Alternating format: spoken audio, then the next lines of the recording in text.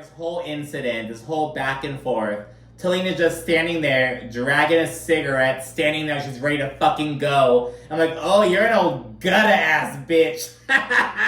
What's up, guys? Welcome back to my channel. So I'm here today to talk about The Real Housewives of Dubai, Season 2, Episode 7, Beauty and the Beggar. So be sure to like, comment, subscribe, and let's jump right on into it.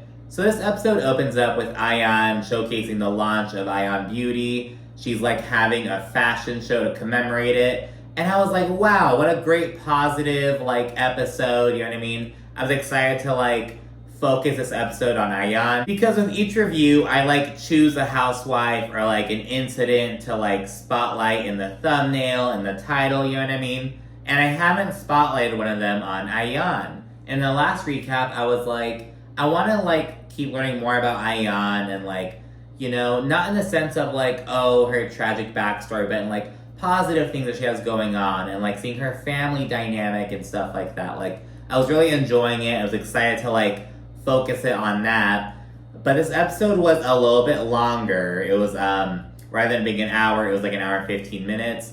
And in that extra block of time, we get this huge blowout between Taleen and Brooks, which Taleen's husband Raffi was also kind of involved in. And it was like, oh my gosh. So that instantly took the fucking spotlight.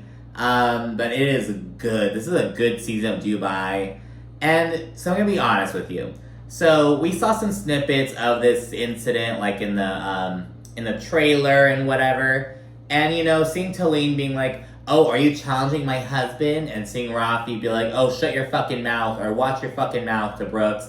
It was kind of like, ugh. And with the whole, oh, he's my husband, he's sticking up for me. Where's your fucking husband? It was like, oh, that's not cool. Like, you've been friends with Brooke since she was married. You know what she went through with her ex-husband. Like, that's not really a cool statement. But watching the actual episode play out and watching, like, what occurred before everything blew up, it's just like, Brooks, what the fuck are you doing? And I was recently talking with someone about Dubai, and I was like, you know, I really appreciate Brooks as a villain, because he was like, I can't stand Brooks, blah, blah, blah. And I was like, well, you know, she's kind of irritating, like, especially this season, but someone's got to be the villain. Someone's got to, like, the love-to-hate kind of person, you know what I mean? Just like how Ayan is, like, the comedic relief largely. You know, there are just people who take on these roles. Not everyone has a role like that, but there are certain roles that have to be fulfilled. You need the villain. You need, the comedic relief. And oftentimes the comedic relief is also the fan favorite, or there's another fan favorite, but like, you know, you just have like people who take on certain roles on the show. You have other people who add their own little kind of spices to it, and that's how you get a good franchise. So we need that kind of villain aspect, though Brooks is just doing a lot. Regarding the situation, I'm never for the husband getting involved like that, you know what I mean? Like, getting into the mess, like, Sergio kind of got in the mess last season, but he was never like, oh, watch your fucking mouth. It was just like, I don't know. So I'm not really for that, but I mean, he didn't like start off aggressive. You know what I mean? He was kind of like, that happened after Brooks kind of just continued towing the line essentially. But I'm not for him getting involved. I don't know. It's like, I'm so conflicted because Brooks is just doing a lot. And it's like, oh my gosh, I don't know. But anyways, this episode, as I mentioned, kicks off with Ayan showcasing her Ayan Beauty stuff. She has her siblings over. Her sister Ifra lives in South Africa, and her brother Sadiq lives in England, but they're all here visiting Dubai. And they're all really close to each other. And there's a funny little moment of her showing them like her invitation. Oh, did you see my invite, Sadiq? No. Let me show my brother my invite. Are you naked? Yeah, these are my boobs. Really? Yes. I always had packy ones. We got the best moves from our mother. So yeah, they're all bonding and whatnot. We learned that her son Taj is on his modeling grind. He has like a Burberry campaign. They like did like a photo shoot together recently. Like he's just doing his thing, and she's just so proud to have him doing that. Like to have him following in her footsteps. So it's like really cool. And yeah, people roll up for the event. We're starting off with the actual event. I was like, oh, like it's not just like them talking about it and then doing it later on. That's usually how it goes. Like they'll be like, oh, I'm going to be throwing this party. and then the party happens like at the end of the episode. But no, he's diving into the Ayan beauty stuff. Again, getting the positivity out of the way before the fucking negative bullshit.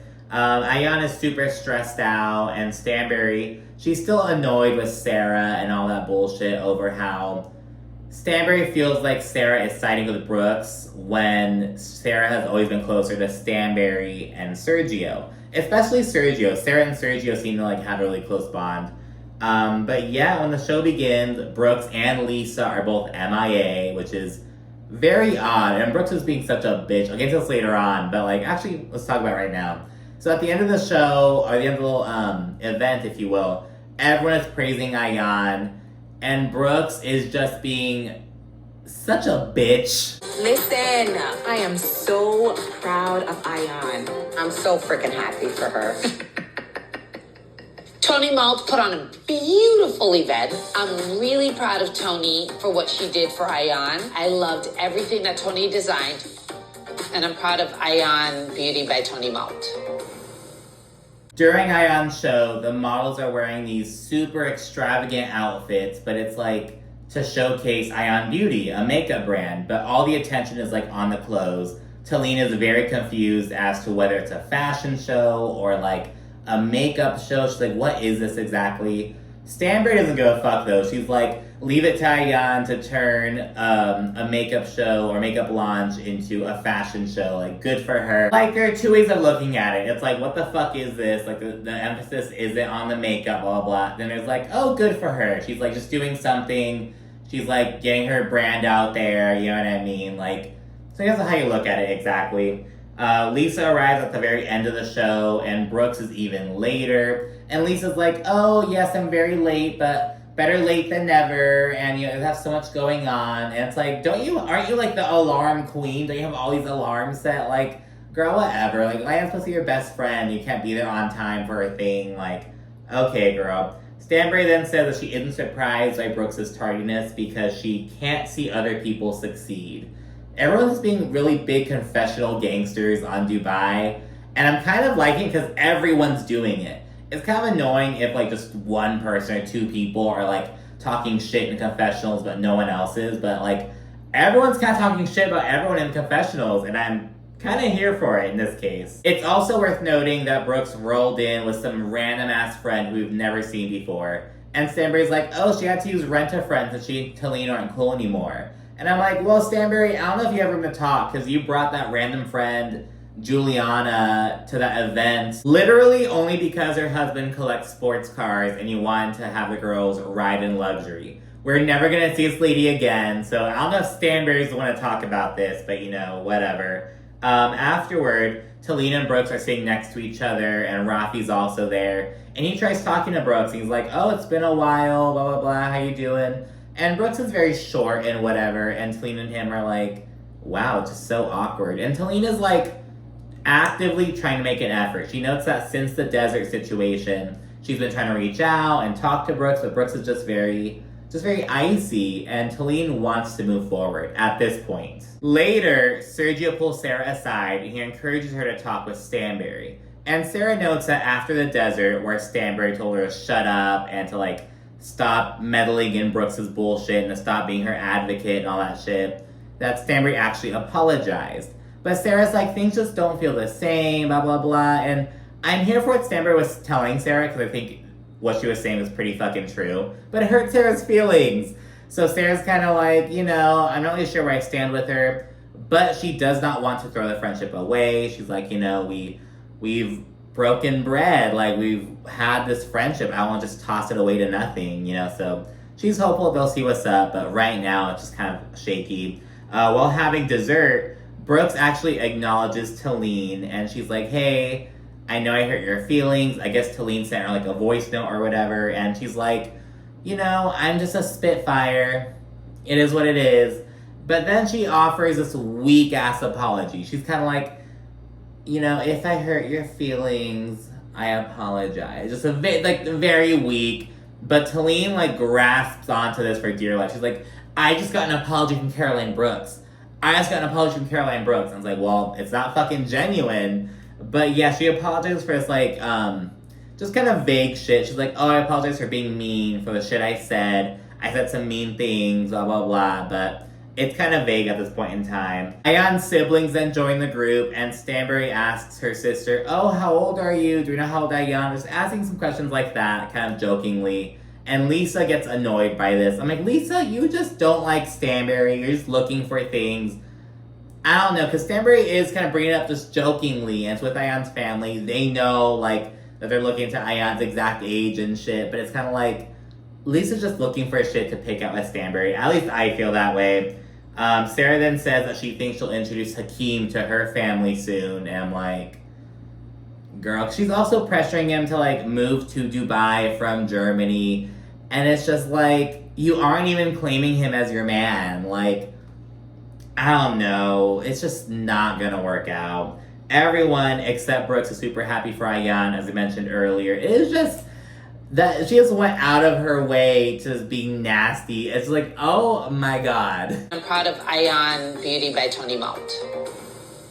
The day after the event, Brooks, Lisa, and Sarah all go to lunch, and after some chit-chat about the overall friendship dynamics within the group, Lisa asks Brooks what she apologized to Taleen for. Because Lisa's like, you were saying that you didn't do anything wrong, so like, what are you apologizing for exactly? And Lisa was stirring some shit in this episode. She was just instigating, like, okay, girl. And Brooks then admits to calling Taleen a beggar. And she says that Taleen actually begged her to, like, be in this friend group and to be on TV, allegedly.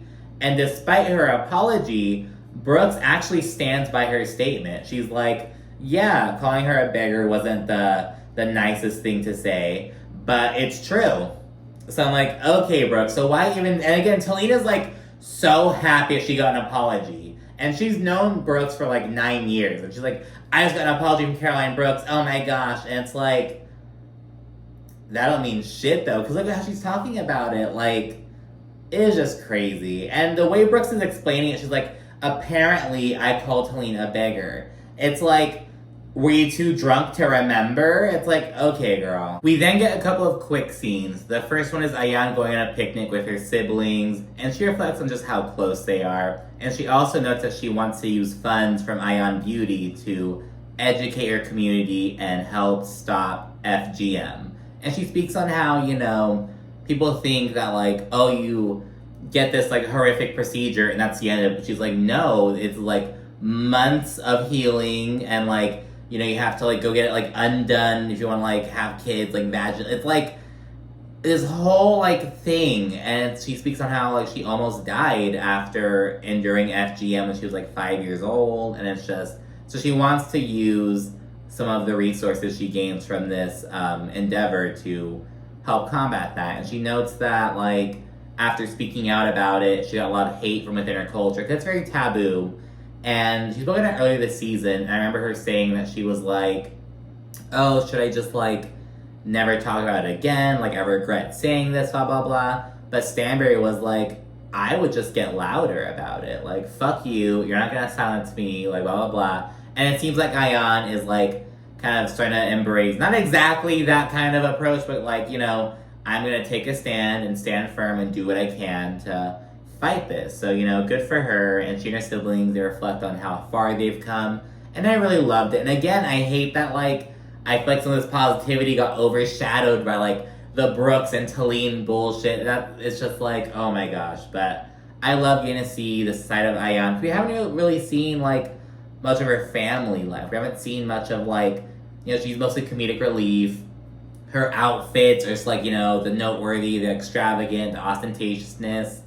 But yeah, I want to see more of, like, her in the positive light. And again, I love how we got a lot of these, like, positive scenes with Ayan, like, more of her backstory and her family life, but I feel like it got overshadowed by the Brooks and Taleen of it all. But, you know, because Ayan is mostly, like, the comedic relief and, like, you know, the extravagant fashion and, you know, like, that kind of aspect. We don't really see a lot of, like, her family life and, like, you know, I've learned some backstory about her, but, like, kind of more of, like, the tragic side, what she's gone through. But now it seems like we're getting to more, like, the positive, the lighthearted, so I really enjoy that for her. Lisa and Rich go on date night, and she notes that they've prioritized it since they had their first child. And they're like, you know, even if you're traveling, you have to make it back in time for date night, blah, blah, blah. So you do that, and she opens up about, like, how she was really overwhelmed and wants him to step up more with the kids, especially with, like, taking them to soccer practice and all that stuff. So they talk about that. And side note, we are 7 episodes in, and we have seen Lisa with prawns or heard her talking about prawns at least 4 or 5 times. And that's how I feel about lobster rolls, low-key. I'm going to New England soon, and I'm like, I'm going to get this big, fat lobster roll, bitch. Like, I'm so ready for it. Because we don't have lobster rolls here in the desert, or at least not good ones, you know what I mean?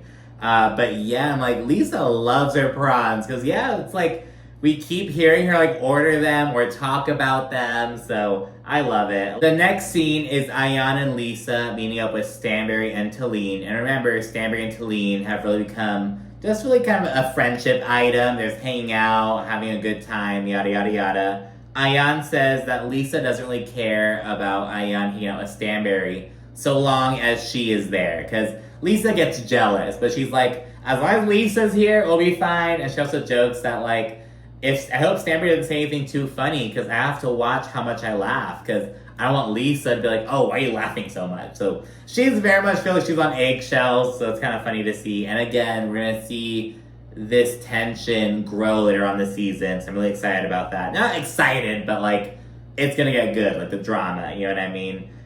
Lisa just doesn't get the Stanberry hype, as she puts it. Lisa goes on to introduce the Bali trip, which we'll see in the next episode, and she, Brooks, and Sarah all teamed up to plan it. It looks like Brooks may be like a no-show or arrive late, even though she had a part in planning it, so whatever. Taleen is still in disbelief over the apology she got from Brooks. She's like, guys, I still can't believe I got an apology from Caroline Brooks. I just want him to keep repeating it. And this prompts Miss Instigator Lisa to be like, yeah, I met up with her and I asked, you know, what was she apologizing for? Because according to her, she didn't do anything wrong. And then she noticed she called you a beggar. And I asked, oh, well, what did she beg you for? Like, clothes, money? And she said everything. And she doubled down on calling you a beggar, saying that it was true. And Taleen is taken aback, and she's just like, wow, what the fuck? And Lisa's kind of like, whoa, I think this may be the first time Taleen has heard this, because Lisa thought that Taleen knew that Brooks called her a beggar, but it seems like Taleen just seems really taken aback by it. So Lisa's kind of like, oops, so that kind of happens, and Taleen's just like, I've never seen this side of Brooks, and I just think she's being really two-faced, so yeah. And again, I don't know if Brooks just has never drank this, like, as often as she is now, or I don't know, but according to Taleen, who's known her for like 9 years, Brooks is just on one right now. The last scene is a little housewarming party that Stanberry and Sergio are having. Before people arrive, they chit-chat about the situation with Yasmin, and I know that's getting better. Again, Stanberry's like, no step-parent has it easy at first, especially like with older children and like so soon after the divorce, blah, blah, blah. And you know, every dynamic's different. Like, I have step-parents. My stepdad's been in my life since I was like 5 years old. My stepmom since I was like 15, so, you know, there's just different dynamics and whatnot, but you make it work. Brooks arrives burning sage, and it's like, okay, bitch, like, that's just so rude. Like, she has all this brand new furniture, it's gonna smell all smoky and shit, and I'm not gonna lie, I used to burn sage a little bit when I was, like, in college, and my roommate hated it. He was, like, my homie, though, so he didn't, like, hate it. We're like friends. He's like, dude, like, you're saging again. But I was on my bullshit. That's kind of rude as well. Bitch, it was my house. Fuck you. No, he's my good friend still. And yeah, Brooke, she also brought another rent-a-friend. And Stanberry is like, is this like her nail tech? Like, what the fuck is this?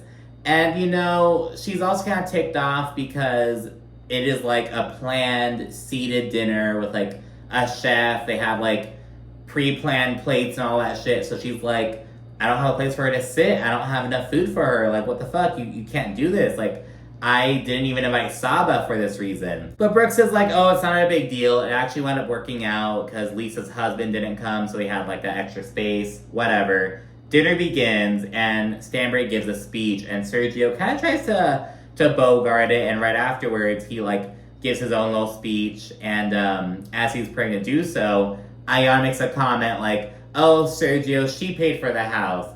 but he didn't really hear her. She was like, oh, what'd you say? And Lisa came through with a lie in a second. Like, this fucking... That bitch came through. Can't see now, honey. Oh my god. I got you stay up with me, come on. She paid for the house, Sergio. What do you say? It's like Valentine's Day, she said. Yeah. Like, 10 out of 10 execution. Such an effortless little lie. But I'm also kind of like, oh, Lisa, you kind of gave that lie a little too easily. Like, but, you know, good for her. In a confessional... Brooks and Ayan both spill about how Stanberry's best friend, Michael, the man who she moved in with for a few months with Sergio and whatnot while they're in between houses, he got drunk and he spilled that, oh, he pays all of Stanberry's bills for her, blah, blah, blah. And I'm like, what? So yeah, they're both Brooks and Ayan tell the same story. He just spilled the beans in front of both of them when he was drunk, that he pays her mortgage, pays like all her bills, pays like, I just don't get it. It's like, okay, like that is something that's gonna have to be addressed in detail at the reunion, ma'am. But yeah, as the dinner continues, Taleen and Stanberry, they begin vibing because again, they've been really enjoying their time here. They've been going out, having a good time, getting drunk, blah, blah, blah. And Brooks, while they're interacting, she randomly hisses to Sarah that Taleen crossed the wrong person. Brooks is obviously drunk. And, you know, she then says, she used me to get close to my girlfriends, blah, blah, blah. And she starts repeating, fake, fake, fake. And Taleen eventually overhears this and confronts Brooks, and Brooks is like, I'm not talking to you, Taleen. And then Brooks tells Sarah that she'll throw this drink in Taleen's ugly face. Brooks, are you fucking kidding me? Like, this is just too much. Sarah, what the fuck are you doing? Miss, oh, she's a good person deep down. She's over, you are like allowing this behavior, bitch, and she's not saying shit. And that's not all, because Brooks keeps on going with both Sarah and Lisa. Stanberry ultimately pulls Taleen aside to chit chat, and Taleen's like, you know, I'm just really upset with her, but I'm not gonna bring up the whole beggar shit here, because I don't want to ruin this party. I have respect for you, blah, blah. And in the confessional, Ayan says that she understands why Brooks is upset with Taleen, because Brooks was Taleen's friend, and then when she gets to the group, Taleen switches up on Brooks. But it's like, let's not act like this is just out of nowhere. Like, well, let me rephrase. I think the initial Taleen choosing Stanberry over Brooks bullshit, sure, you could see that as like, oh, Taleen is siding with her. But now Brooks is keeping it going. She's just continuing this bullshit. And it's like, really, Ayan? You don't think Brooks is, like, being too much, like, at all? Like, I don't know. I just heavily disagree with that. And once the group reconvenes, sans Ayan, who left early, Lisa gets it poppin' by asking what the issue is. And, you know, after refreshing the whole fake situation with Brooks being like, I wasn't talking to Taleen. If I want to address Taleen, I'll address her. And we get the funniest reaction from Lisa. There was something about, as she spoke, you said fake. No, I wasn't. But wait, Brooks just said, she said fake, but it was not to her. But wait. Like, she couldn't even keep a straight face. Like, Brooks is like, oh, I wasn't talking to Taleen. I was talking about Taleen within earshot to other people, but I was not talking to her. Like, girl, what the fuck? Like, okay. But anyways, regarding the Beggar comment, Brooks begins explaining. And Raffi chimes in. He's like, yeah, clear that shit up. And Brooks tells him to stay out of it. That's the beginning of the situation. Taleen then chastises Brooks. She hits her with a shame on you, Brooks. You should be ashamed of yourself. Brooks, in turn, tells Taleen to put down her drink. And Taleen responds by calling Brooks an alcoholic. And Taleen is pissed. She storms off, Raffi goes after her, and he actually calms her down. Right as he calms her down, baby, Brooks turns a corner, and she's like, Taleen, you have to stop drinking, you're slurring your words. Mind you, Brooks is obviously drunk. It's like, what the fuck are you saying? Are you just projecting your own bullshit onto her? Like, okay, so Brooks tells her to stop drinking. Raffi then sticks up for Taleen. Take a breath. I feel like you're yoga before. Wait, hey! Taleen, stop drinking. Stop drinking. You're slurring. Drinking? That's cute. Come on. Yeah. Oh, you do a lot It's all amazing the time. that you can Don't keep get me your started. eyes open right You're my now. girl. Don't get me started. Yeah. We all do it. She's like, I do a lot too. What do you wanna do? You wanna do this? That's my wife. You're not gonna throw Okay. my wife under the bus. And again, I didn't feel like this was like ill intention. Mind you, Taleen and Brooks have known each other for 9 years. Like, so that means Raffi has known Brooks for 9 years. Like, it didn't feel like this explosive, aggressive thing, in my opinion. But Brooks responded by acting all fucking hard. And Taleen's then like, are you challenging my husband? I'm like, girl, shut the fuck up. But they are in the UAE, so I mean, that is like a fucking question there, I guess. And Brooks is like, is your husband challenging me? And Taleen fucking does this whole hair flip ass bullshit that mesmerized half of Twitter. Challenging my You wanna husband? talk? Is your husband challenging me? He's f***ing sticking up for me. Where's your husband? Stop it. Wait, Yeah, I don't have one. So, yeah, I'll yeah, get your yeah, husband. And again, on the one hand, I think it's kind of shitty that she's asking her friend who got out of an abusive marriage, oh, where's your husband? And on the other hand, it's like, well, I mean, she has been out of this marriage for years. She's not being like, oh, like, you're divorced. It's kind of like, you can't find a man. Like, she's been single for, like, over 10 years. So, I don't know. It's like, it is shitty, but it can also be like, all bets are off at this point. Like, you know. Lisa then rolls up, and she tries to defuse. And by the way, Lisa looks so cute in this episode. Raffi then says that he doesn't give a fuck about these cameras, and he tells Brooks to watch her fucking mouth and to shut her fucking mouth. And it is just very intense. I don't give a damn about these cameras, man. Let me tell you one thing. Yeah, You but gotta what you shut not? your mouth. Oh, but what you not? Oh, what you not? You gotta watch your f***ing mouth. Oh, but You talk a lot of What shit. you're not gonna do is tell me to watch my mouth. All right, done. You don't give a f- about cameras?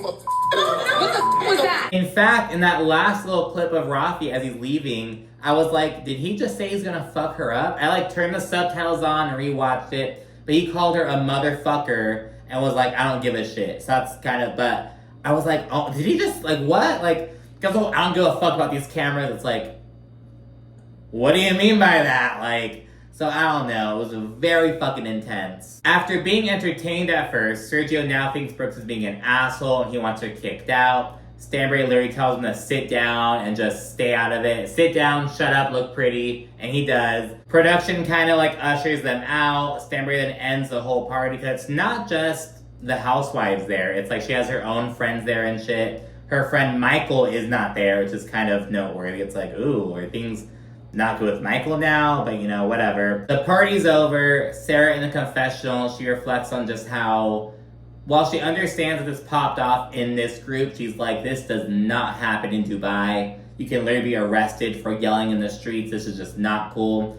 And things just get crazy as the credits roll. In this group, I'm not shocked these things happen. But do these things happen in Dubai? Never. Raffi, don't ever disrespect me like that. You can go to jail for screaming in the streets. Don't be tough with me, bitch. But what's embarrassing is that they're doing this in somebody's house, in their housewarming party, in front of their friends. Please don't be tough. I may not be married and Taleen, you fucking begging ass bitch. I have all of your messages. You're a beggar. I have an ex-husband too. Right now.